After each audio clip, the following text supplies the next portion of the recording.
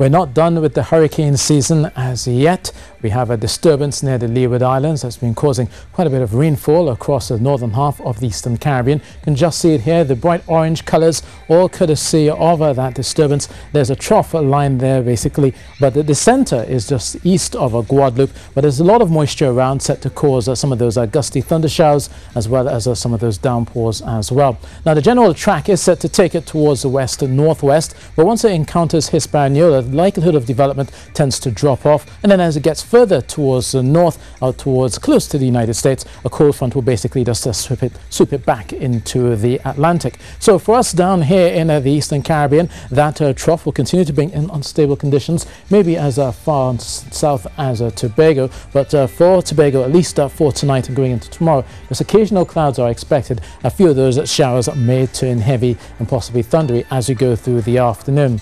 But most of the activity should be towards the north.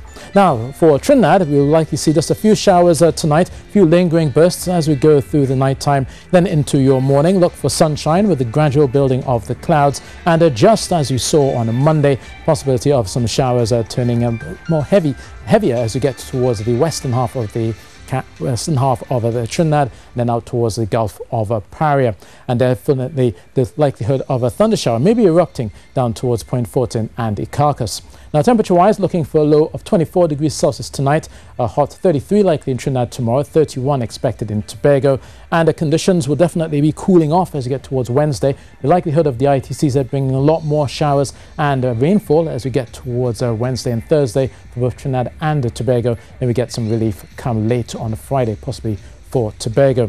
For those heading offshore, gentle easterly winds of 10 knots, just a few whitecaps out there, 2 meters out in the Atlantic with short east-northeasterly swells of 9 seconds. You got your high tide at 8 a.m., next one at 7 p.m. Now, of course, in Guyana, they have cricket as they go through Tuesday. They've had good weather so far. There could be a bit more activity as a tropical wave passes across the Guyanas there, so a few late showers are possible. And then up towards the Leeward Islands, we've been talking about that system, set to bring a lot more in terms of some showers out towards the northeastern part there. But for the Greater Antilles, it's mostly fine and settled, a brief shower or two. The thunder showers come thick and fast across to Barbados, into St. Lucia, as well as getting up to Antigua as well.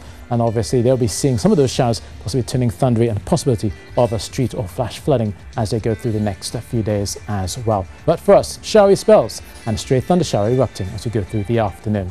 So that's your weather, and that's it from me.